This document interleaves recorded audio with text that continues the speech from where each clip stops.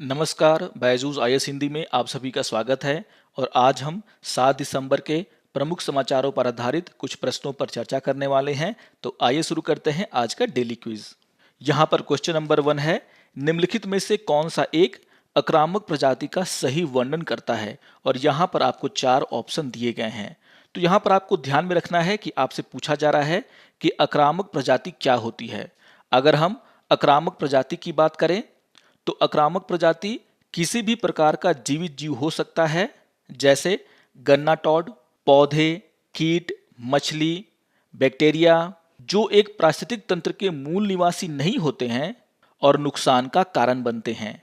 वे पर्यावरण, अर्थव्यवस्था और मानव स्वास्थ्य को नुकसान पहुंचाते हैं। और ऐसी प्रजातियां नए वातावरण में तेजी से बढ़ती हैं और आक्रामक रूप से फैलती हैं। और इसके आधार पर अगर देखा जाए तो यहाँ पर जो ऑप्शन नंबर ए है, जिसमें कहा जा रहा है कि यह किसी नए वातावरण में स्थापित एक जीव है जिसकी आबादी बहुत अधिक हो जाती है और अपने नए वातावरण को यह नकारात्मक रूप से परिवर्तित करता है, सही तरीके से आक्रामक प्रजाति का वर्णन कर रहा है। यानी कि यहाँ पर क्वेश्चन नंबर 1 का आंसर होगा आपका ऑप्शन नंबर ए। इससे जुड़ा हुआ एक बहुत ही इंपॉर्टेंट न्यूज आज के द हिंदू समाचार पत्र में आया है, जिसका शीर्षक है highly invasive snail spotted in Kerala. और यहाँ पर कहा जा रहा है कि फिसेला एक्यूटा नाम का एक स्नेल केरला में पाया गया है। और यहाँ पर आपको ध्यान में रखना है कि फिसेला एक्यूटा को विश्व स्तर पर अत्यधिक आक्रामक जीव के रूप में जाना जाता है। वैसे तो फिसेला एक्यूटा उत्तरी अमेरिका का मूल निवासी माना जाता है, लेकिन यह इतनी तेजी से फैलता है कि अब यह अंटार्कटिका को छोड़ करके बाकी सभी महाद्वीपों में पाया जाता है। भारत में इसे 1990 में पहली बार देखा गया था, लेकिन केरला में इसका पता अभी चला है, जिसको लेकर के बहुत सारी चिंताएं जाहिर की जा रही हैं। क्योंकि एक तो यह बहुत ही तेजी से फैलता है और दूसरा इसके कारण बहुत सारे रोग भी होते हैं, क्योंकि यह बहुत सारे जीवाणुओं का होस्ट के रूप में काम करता है, जिससे कि स्किन के प्रॉब्लम और फूड बॉर्न डिजीज होते हैं। तो बहुत ही इंपॉर्टेंट न्यूज है ये, इसको आप लोग जरूर ध्यान से पढ़ लेंगे। आइए अब क्वेश्चन नंबर 2 पर चर्चा कर लेते हैं। क्वेश्चन नंबर 2 है, महाराष्ट्र में ओबीसी आरक्षण के संदर्भ में निम्नलिखित कथनों पर विचार कीजिए। और यहाँ पर आपको 3 कथन दिए गए हैं और आपसे पूछा जा रहा है कि उपयुक्त कथनों में से कौन सा कथन सही है।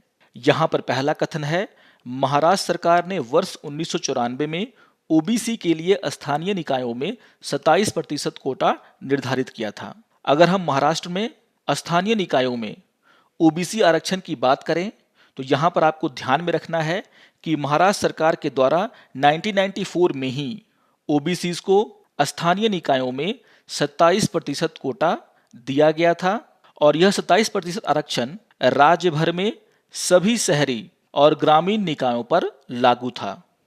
और इसके आधार पर अगर देखा जाए तो यहाँ पर जो पहला कथन है वह पूरी तरीके से सही है।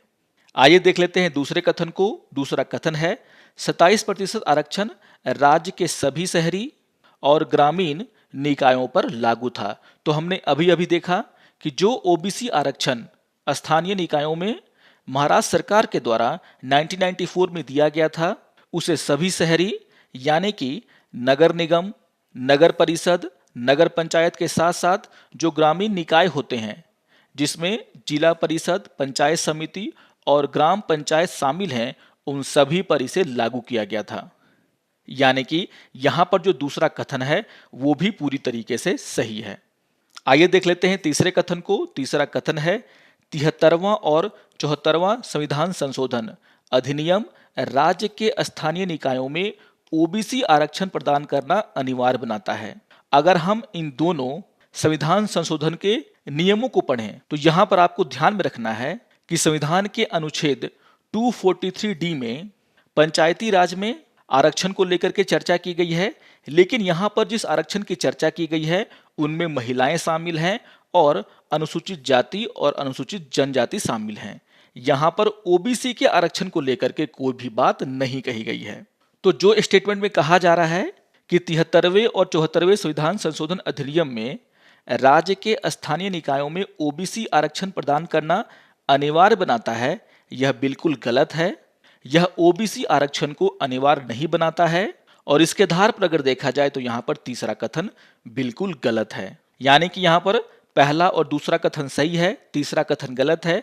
और इस तरह से देखा जाए तो यहाँ पर क्वेश्चन नंबर 2 का आंसर होगा आपका ऑप्शन नंबर ए। यहाँ पर पहला और दूसरा कथन सही है। इससे जुड़ा हुआ एक न्यूज आज के द हिंदू समाचार पत्र में आया है, जिसका शीर्षक है Supreme Court stay poll for OBC seat in Maharashtra. और इसी को आधार बना करके इस क्वेश्चन को आपके सामने रखा गया था। आइए अब क्वेश्चन नंबर 3 पर चर्चा कर लेते हैं। क्वेश्चन नंबर 3 है अप्सपा कानून के संदर्भ में निम्नलिखित कथनों पर विचार कीजिए। और यहां पर आपको 3 कथन दिए गए हैं और आपसे पूछा जा रहा है कि उपयुक्त कथनों में से कौन से कथन सही हैं। यहां पर पहला कथन है इसे पहली बार 1942 के भारत छोड़ो आंदोलन के मद्देनजर एक अध्यादेश के रूप में वायसराय लिंगलिथको द्वारा पेश किया गया था। अगर हम अप्सपा कानून की बात करें तो यहां पर आपको ध्यान में रखना है कि यह कानून 1942 के सशस्त्र बल विशेषाधिकार अध्यादेश पर आधारित है, जो भारत छोड़ो आंदोलन के दौरान जारी किया गया था। और इसके आधार पर अगर देखा जाए तो यहाँ पर जो पहला कथन है वह पूरी तरीके से सही है। आइए देख लेते हैं दूसरे कथन को। दूसरा कथन है आजादी के बाद अप्सपा सर्वप्रथम असम क्षेत्र में नागा विद्रोहियों से निपटने के लिए लागू किया गया था। अगर हम इस कानून की बात करें तो आजादी के बाद 18 अगस्त 1958 को तत्कालीन असम राज्य में नागा विद्रोह से लड़ने के उपायों पर इस विधेयक को लोकसभा में पेश किया गया था। और इसे सबसे पहले पूर्वोत्तर में लागू किया गया और सबसे पहले असम में लागू किया गया और फिर इसे पंजाब में लागू किया गया। और इसके आधार पर अगर देखा जाए तो यहाँ पर जो दूसरा कथन है वो भी पूरी तरीके से सही है। तो यहाँ पर आपको ध्यान में रखना है कि आज़ादी के बाद यह जो कानून था वो सबसे पहले असम क्षेत्र में लागू किया गया था नागा विद्रोह से निपटने के लिए। आइए देख लेते हैं तीसरे कथन को। तीसरा कथन है धारा 4 सेना को परिसरों की तलाशी लेने और वारंट के बिना गिरफ्तार करने, मौत का कारण बनने तक बल प्रयोग करने, हथियारों गोला बारूद के ढेरों, किलेबंदी आश्रय ठिकानों को नष्ट करने और किसी भी वाहन को रोकने, तलाशी लेने और जब्त करने का अधिकार देता है। तो यहाँ पर आपको ध्यान में रखना है कि यह जो कानून है उसके धारा 4 में सेना को इस तरह के अधिकार दिए गए हैं। यानी कि यहाँ पर जो बातें कही जा रही हैं वह पूरी तरीके से सही हैं। आपको ध्यान में रखना है कि धारा 4 के तहत ही सेना किसी भी वाहन को रोक सकती है, उसकी तलाशी ले सकती है और अगर उसे कोई शक होता है तो वह उसे जब्त भी कर सकता है। तो यहाँ पर जो तीसरा कथन है वो भी सही है। यानी कि यहाँ पर तीनों के तीनों कथन सही हैं। और इसके आधार पर अगर देखा जाए तो क्वेश्चन नंबर 3 का आंसर होगा ऑप्शन नंबर डी। यहाँ पर सारे के सारे कथन सही हैं। और इससे जुड़ा हुआ न्यूज आज के द हिंदू समाचार पत्र में आया है, जहां पर नागालैंड के सीएम के द्वारा नागालैंड से अप्सपा को हटाने की मांग की जा रही है। यहां पर जो दूसरा न्यूज है वहां पर इस कानून के सेक्शन 4 का भी जिक्र किया गया है। तो इस न्यूज को आप लोग जरूर ध्यान से पढ़ेंगे, बहुत ही इंपॉर्टेंट न्यूज है ये। आइए अब क्वेश्चन नंबर 4 पर चर्चा कर लेते हैं। क्वेश्चन नंबर 4 है भारत निम्नलिखित में से किस राष्ट्र के संदर्भ में मैत्री दिवस मनाता है। और यहां पर आपको 4 ऑप्शन दिए गए हैं और यहां पर आपको ध्यान में रखना है कि भारत बांग्लादेश के साथ मैत्री दिवस मनाता है। यानी कि क्वेश्चन नंबर 4 का आंसर होगा आपका ऑप्शन नंबर बी, बांग्लादेश। इससे जुड़ा हुआ एक न्यूज आज के द हिंदू समाचार पत्र में आया है, जिसका शीर्षक है will depend ties with Bangladesh. और ये बात हमारे देश के प्रधानमंत्री नरेंद्र मोदी के द्वारा कही गई है। आइए अब एक प्रीवियस ईयर क्वेश्चन पे चर्चा कर लेते हैं और ये क्वेश्चन 2019 में पूछा गया था। क्वेश्चन नंबर 5 है भारत में गौण खनिज यानी कि माइनर मिनरल्स के प्रबंधन के संदर्भ में निम्नलिखित कथनों पर विचार कीजिए। और यहाँ पर आपको 3 कथन दिए गए हैं और आपसे पूछा जा रहा है कि उपयुक्त कथनों में से कौन सा कथन सही है। यहाँ पर पहला कथन है देश में विद्यमान विधि के अनुसार रेत एक गौण खनिज है।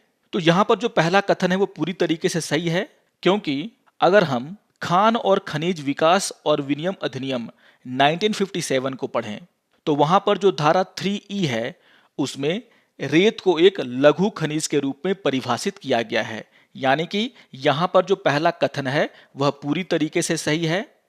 आइए देख लेते हैं दूसरे कथन को।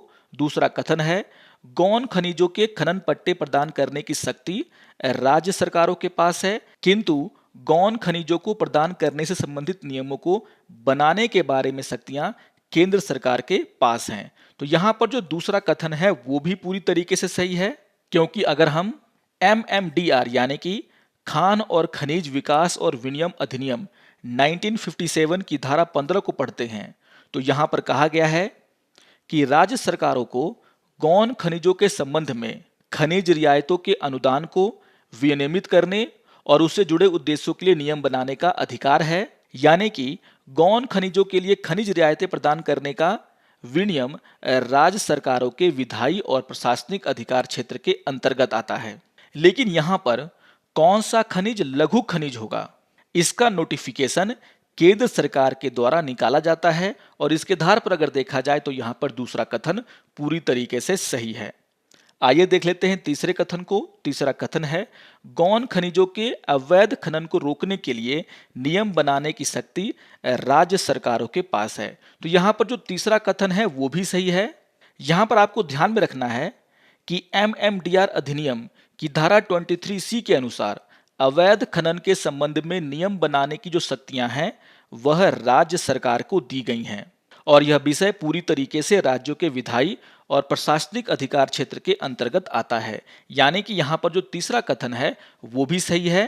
तो यहाँ पर तीनों के तीनों कथन सही हैं, इसीलिए क्वेश्चन नंबर 5 का आंसर होगा आपका ऑप्शन नंबर डी। यहाँ पर तीनों कथन सही हैं।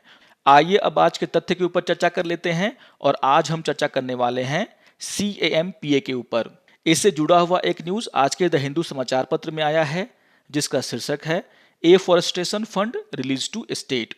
तो यहाँ पर सरकार के द्वारा ये कहा गया है कि compensatory afforestation fund management and planning authority के द्वारा 32 राज्यों को 48,606 करोड़ दे दिए गए हैं और यहाँ पर हमें इसी को लेकर के चर्चा करना है कि आखिर ये एफॉरेस्टेशन फंड क्या होता है।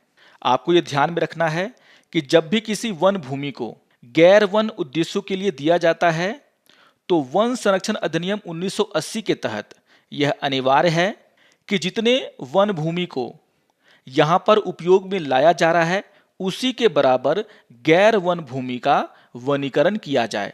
मतलब जितने वनों को आप काटते हैं उसी के बराबर वनों को आपको कहीं और लगाना होता है। और इसके अलावा यह अधिनियम ये भी कहता है कि वनीकरण करने के लिए जो पैसा है वो भी उसी कंपनी के द्वारा दिया जाएगा जो वनों का उपयोग कर रहा है। यानी कि जिसके द्वारा वन भूमि का उपयोग किया जा रहा है उसी के द्वारा वनीकरण करने का पैसा भी दिया जाएगा। आपको यह ध्यान में रखना है कि 2002 में सुप्रीम कोर्ट ने यह आदेश दिया कि एक प्रतिपूरक वनीकरण कोष यानी कि कंपनसेटरी एफॉरेस्टेशन फंड बनाया जाए ताकि यहां पर जो भी पैसे आएंगे उसे इसमें जमा कराया जा सके। सुप्रीम कोर्ट का यह आदेश TN गोधावर्मन बनाम भारत संघ के मामले में आया था, जहां पर सुप्रीम कोर्ट ने पाया था जो पैसे वनीकरण के लिए दिए जा रहे हैं उन पैसों को राज्यों के द्वारा खर्च नहीं किया जा रहा। और यहां पर इस आदेश का पालन करते हुए 2004 में पर्यावरण और वन मंत्रालय ने प्रबंधन के लिए कैंपा यानी कि compensatory afforestation fund management and planning authority का गठन किया गया। यानी कि जो पैसे यहां पर आएंगे उसका प्रबंधन कैसे करना है, इसको कैसे खर्च करना है, इसके लिए कैंपा का गठन किया गया यानी कि compensatory afforestation fund management and planning authority. इसके अलावा 2009 में भारत सरकार के द्वारा राज्य स्तर पर भी राज्य प्रतिपूरक वनीकरण कोष प्रबंधन और योजना प्राधिकरण स्थापित करने का आदेश दिया गया। यानी कि इसी तरह का एक प्राधिकरण राज्य स्तर पर भी बनाया जाएगा। आगे चल करके केंद्र के द्वारा CAF अधिनियम 2016 पारित किया गया और इसके जो नियम है वह 2018 में अधिसूचित किए गए और इस नियम के अनुसार यहाँ पर जितना भी पैसा आएगा, जो भी फंड आएगा, उसका 90% राज्यों को दिया जाना है जबकि 10% केंद्र के पास रहना है। और इसी पैसे को अभी केंद्र के द्वारा राज्यों को दिया जा रहा है। तो यहाँ पर आपको ध्यान में रखना है कि आखिर ये एफॉरेस्टेशन फंड क्या होता है जिसे कि अभी केंद्र सरकार के द्वारा राज्यों को दिया गया है। आशा करता हूं कि आपको आज का ये डेली क्विज पसंद आया होगा। सारे क्वेश्चंस बहुत ही इंपॉर्टेंट टॉपिक से जुड़े हुए हैं, आप इनको रिवाइज कर लेंगे। और अगर आपको ये वीडियो अच्छा लगे तो आप जरूर इसे लाइक करें, शेयर करें और दूसरों को भी सब्सक्राइब करने के लिए प्रेरित करें। तो मिलते हैं डेली क्विज के अगले अंक में, तब तक के लिए नमस्कार और धन्यवाद।